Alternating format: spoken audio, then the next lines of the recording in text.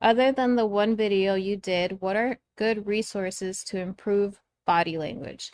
It doesn't feel natural when I become conscious of my body language. I want to feel and look natural. Got to do the consciousness exercises with it. The body language is the body language. You either exhibit it or you don't. You don't need 10 other fucking videos on it. But network chiropractic care would really help you. I highly recommend that you fly into Orlando and spend a couple of weeks there and make sure you call ahead to Dominic's office, besimply.well.com, and make sure he's going to be there. Then go get an Airbnb or a hotel. It's real close to his office and go once in the morning and once in the afternoon every day that he's open and do it for 2 weeks in a row. But in the meantime, I would do the consciousness exercises, which are on the homepage of my YouTube channel. If you just scroll to the bottom, they're there. There's 12 of them with Dr. Deanna and Gracie that demonstrate them for you. Put them on your big screen and do it 3 times a week. If you got a date, do it a couple hours for your date. Do all 12 of them every time you do it. Someone said, trying to yell against a Colombian is like trying to stop a bus with your bare hands. Pretty You're much. you're not gonna win. Yep. Yeah, Um, Latinas can be a little fucking hot-headed, especially Brazilians. so Brazilians do it better, baby. What does being centered means? So being centered means being masculine, being balanced, being calm, not losing your shit, not getting emotionally hijacked despite what's going on around you. If your girl's blowing her top, being calm because masculinity is calm.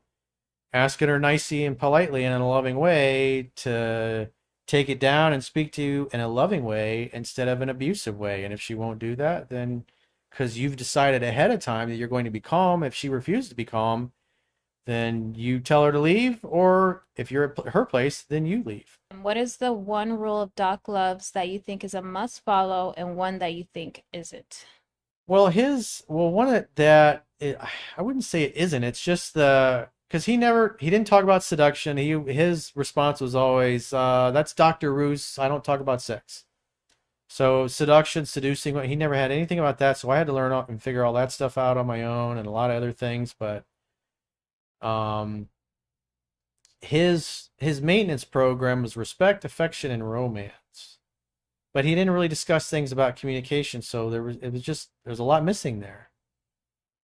Um, but he did have a rule that when I was younger, I didn't follow it, but he was definitely right. You get one chance per girl per lifetime. If she cancels a date at the last minute and doesn't mention a reschedule, flush the number, forget it, delete it from your phone, whatever.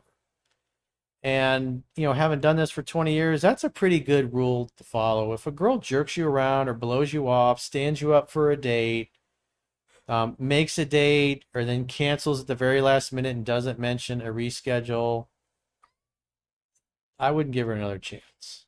Because you want somebody that wouldn't do that to you. Because there's other issues. If a girl is continually saying one thing and doing another, she just doesn't keep her word. And that's just not going to work long term. Summit. And one thing I want to add, girls that do that typically come from a broken home. If I was a betting man, Roberto, that chick that stood you up probably came from a broken home. She doesn't love her dad, doesn't respect her dad, probably didn't even know him.